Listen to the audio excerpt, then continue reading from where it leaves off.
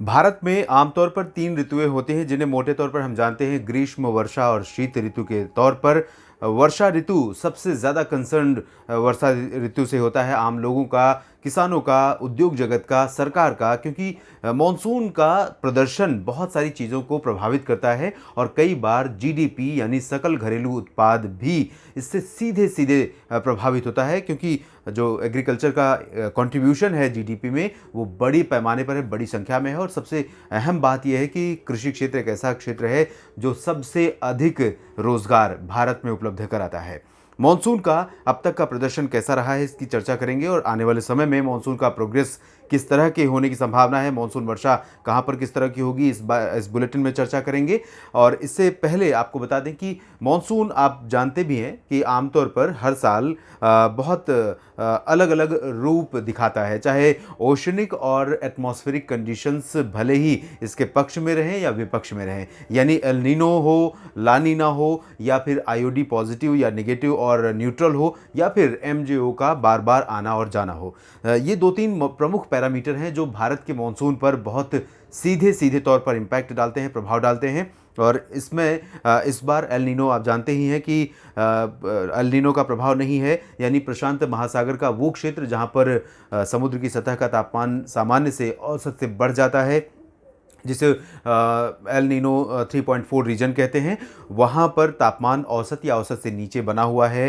तो कुल मिलाकर एनसो न्यूट्रल कंडीशन में है। और इसके अलावा यानी लानीना की कंडीशंस है, तो इसका भारत के इस मॉनसून पर नेगेटिव दुष्प्रभाव नहीं पड़ेगा। और इसके अलावा एक होता है आईओडी, जिसके पॉजिटिव होने पर भारत के मॉनसून की जो बारिश है वो बढ़ जाती है, नेगेटिव होने पर इसका मॉनसून को कमज़ोर करने के रूप में इसका प्रभाव देखने को मिलता है। और न्यूट्रल रहने पर कोई भी impact IOD Indian ocean dipole का भारत के मॉनसून पर नहीं पड़ता है। तो इस समय भारत के मॉनसून पर इसका आईओडी का कोई भी प्रभाव नहीं, क्योंकि आईओडी न्यूट्रल कंडीशन में है। बात बची ओशनिक पैरामीटर की। अभी तक हमने जो बातें की एल नीनो और आईओडी की, वो सामुद्रिक मापदंड है, सामुद्रिक पैरामीटर हैं।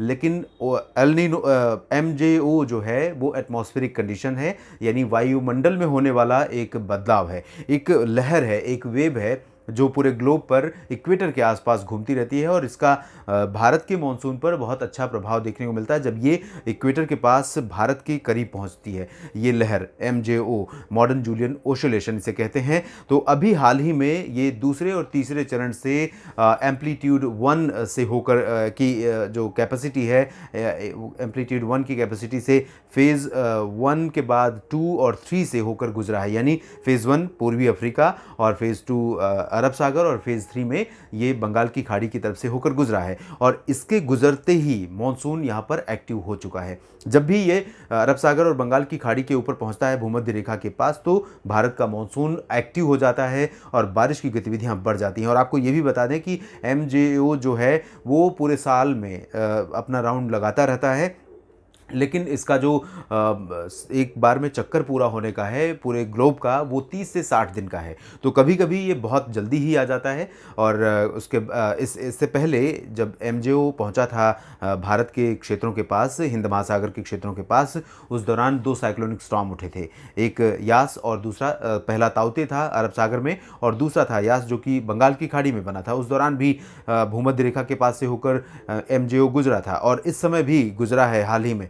और अब इसके प्रभाव से मॉनसून यहाँ पर एक्टिवेट हो गया है। तो फिलहाल मॉनसून एक्टिव हो चुका है और बारिश की गतिविधियाँ बढ़ गई हैं। और बारिश का प्रभाव किन क्षेत्रों में किस तरह का रहेगा आने वाले समय में, इसकी बात करने से पहले एक बार नज़र डाल लेते हैं 1 जून से लेकर 9 जुलाई तक मॉनसून के प्रदर्शन पर।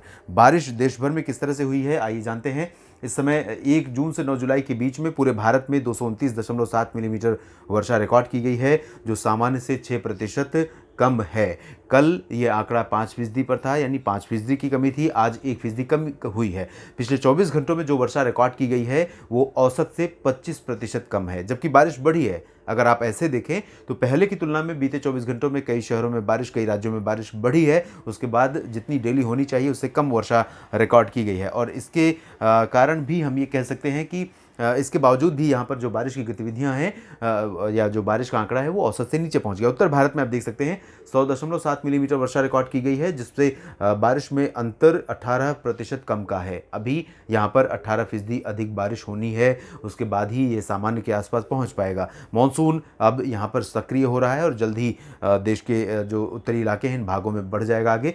मध्य भारत के क्षेत्रों में 7% की कमी बनी हुई है, कल भी 7% की कमी थी और यहाँ पर बारिश 239.9 मिलीमीटर है, यानी पिछले 24 घंटों में औसतन जितनी वर्षा होती है मध्य भारत में उतनी बारिश रिकॉर्ड की गई है। मध्य भारत में ओडिशा से लेकर छत्तीसगढ़, मध्य प्रदेश, महाराष्ट्र, गुजरात और गोवा के क्षेत्र शामिल होते हैं। तो इन भागों में बारिश की गतिविधियां ठीक ठाक हो रही हैं, आने वाले समय में बढ़ेंगी, जिससे ये रिकवरी हो जाएगी, 7% की जो कमी है उसकी भरपाई हो जाएगी। पूर्वी और पूर्वोत्तर भारत एकमात्र ऐसा क्षेत्र है जहाँ पर सबसे ज़्यादा वर्षा रिकॉर्ड की जाती है, लेकिन यहाँ पर अभी भी कमी जो है वो 3% की बनी हुई है। कल 2% की कमी थी, आज थोड़ा सा इसमें कमी बढ़ी है, क्योंकि जितनी बारिश 24 घंटों में होती है उतनी वर्षा नहीं हुई। 462.7 मिलीमीटर का आंकड़ा है बारिश का 1 जून से लेकर 9 जुलाई के बीच। दक्षिण भारत में एकमात्र दक्षिण भारत एक ऐसा रीजन जहां पर सामान्य से 3% अधिक वर्षा रिकॉर्ड की गई है और यहां पर बारिश हुई है 225 मिलीमीटर। पूरे भारत में दक्षिण भारत ही एकमात्र ऐसा क्षेत्र है जहां पर वर्षा सामान्य से अधिक हुई है। अब हम आपको दिखाते हैं नॉर्दर्न लिमिट ऑफ मानसून की क्या स्थिति है। नॉर्दर्न लिमिट ऑफ मानसून यहाँ आप देख सकते हैं 19 जून से 9 जुलाई के बीच में कोई प्रोग्रेस नहीं हुई है। ये पंजाब और हरियाणा में 13 जून को पहुंच गया था, अंबाला और अमृतसर में, लेकिन उसके बाद 18 और 19 जून को उत्तर प्रदेश के पश्चिमी हिस्सों में थोड़ी सी प्रगति हुई थी और राजस्थान में भी आगे इसी दौरान इन्हीं 48 घंटों की अवधि में 18 और 19 जून को बढ़ा था और इसकी वजह से जो प्रोग्रेस हुई, तो अब यहाँ पर मानसून ठिठका हुआ है। बाड़मेर, भीलवाड़ा, धौलपुर से होते हुए अलीगढ़, मेरठ, अंबाला, अमृतसर, ये जो रीजन है राजस्थान, उत्तर प्रदेश, पंजाब, हरियाणा, यहाँ पर बनी हुई है। और अनुमान जिस तरह के बादलों की कंडीशन है, अगर आप इन बादलों की कंडीशंस देखें, जिस तरह के बादल बंगाल की खाड़ी से उठ रहे हैं और इनका प्रभाव हमें उत्तर भारत के मैदानी भागों और पर्वतीय क्षेत्रों पर बढ़ता हुआ नजर आ रहा है, इसके आधार पर अनुमान ये है कि अगले 24 से 36 घंटों में राष्ट्रीय राजधानी दिल्ली और वेस्ट यूपी के जो बाकी बचे क्षेत्र हैं, इन भागों में मानसून आगे बढ़ जाएगा और साथ ही साथ राष्ट्रीय राजधानी दिल्ली पर भी 36 घंटों में या फिर संभवतः 10 जुलाई को ही दस्तक दे सकता है। पंजाब हरियाणा में भी कुछ प्रगति इस दौरान हो सकती है, लेकिन संपूर्ण भारत को कवर करने के लिए थोड़ा सा इंतज़ार करना पड़ेगा। यानी कि हम ये कह सकते हैं कि 11-12 जुलाई के बीच में पंजाब के जो बाकी हिस्से हैं, हरियाणा के बाकी हिस्से, दिल्ली तो में पहले ही पहुंच जाएगा, राजस्थान के बाकी हिस्सों में भी मानसून इस दौरान पहुंच जाएगा। और मानसून के आगे बढ़ने के साथ ही बारिश की इंटेंसिटी भी उत्तर भारत के मैदानी और पर्वतीय राज्यों में भी बढ़ने वाली है, क्योंकि बंगाल की खाड़ी की तरफ से सक्रिय मॉइस्चर लेकर विंड यहाँ पर पहुँच रही हैं, जो मानसून को लगातार एक्टिव करेंगी। और न सिर्फ दक्षिण और मध्य तथा जो वेस्ट कोस्ट है यहाँ पर काफ़ी वर्षा रिकॉर्ड की जाएगी, बल्कि उत्तर भारत के जिन इलाकों पर आप बादल कम देख रहे हैं, इन भागों में भी अगले 24 घंटों के बाद बादलों का इसी तरह का प्रभाव देखने को मिलेगा। जो मानसून के बादल होंगे, घने काले बादल लगातार छाए रहेंगे। अगले 4-5 दिनों तक पूरे भारत में काफ़ी व्यापक मानसून वर्षा होने की संभावना है। तो कुल मिलाकर इस समय जो कंडीशन है वो पॉजिटिव है पूरे देश में बारिश के लिए, लेकिन चिंताजनक एक बात यह है कि इसी दौरान गुजरात में कई जगहों पर काफ़ी व्यापक वर्षा हो सकती है। 24 घंटों के बाद मध्य प्रदेश और महाराष्ट्र में कई जगहों पर हो सकती है।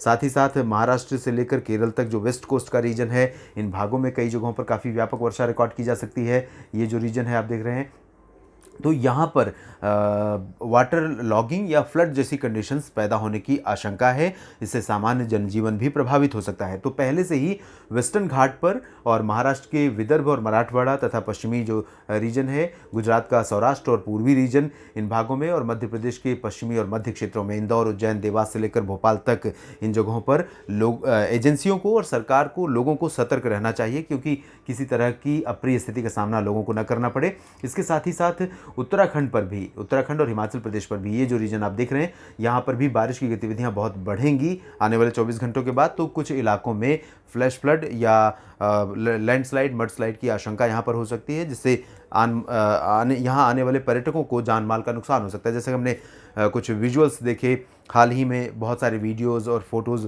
वायरल हो रहे हैं मनाली से लेकर जो उत्तराखंड के पर्यटक स्थल हैं, इन जगहों से, जहाँ पर बहुत बड़ी संख्या में पर्यटक इकट्ठा हुए हैं और आलोचना भी हुई कोविड के कारण। जो कोविड प्रोटोकॉल है, कोरोना से बचाव के लिए जो एहतियाती उपाय हैं, उनका पालन लोग नहीं कर रहे हैं। और इनफैक्ट कल जब कैबिनेट की बैठक हुई थी तो प्रधानमंत्री ने अपने मंत्रिमंडल के विस्तार के बाद जो पहली बैठक ली, उसमें प्रधानमंत्री ने खुद चिंता व्यक्त की कि ये जो ये विजुअल्स जो आ रहे हैं, ये सुखद दृश्य नहीं है, ये बल्कि डरावने हैं और इनसे हमें डरना चाहिए ताकि ऐसे हालात फिर से पैदा ना हो। हालांकि उन्होंने ये भी कहा कि लॉकडाउन की बंदिशों के बाद जब लॉकडाउन खुला तो लोगों को लगा कि निकलना चाहिए, घूमना चाहिए, मोनोटोनस हो गई है लाइफ, तो इसको थोड़ा ब्रेक देना चाहिए। लेकिन इसको ब्रेक दीजिए, लेकिन एहतियात ज़रूर बरतिए, क्योंकि यही चूक तीसरी लहर को इनवाइट करने का काम कर सकती है। साथ ही साथ मौसम से भी बचाव के लिए आपको बहुत सतर्क रहना चाहिए। इस बुलेटिन में अभी इतना ही। आप बने रहिएगा मौसम तक चैनल के साथ। धन्यवाद।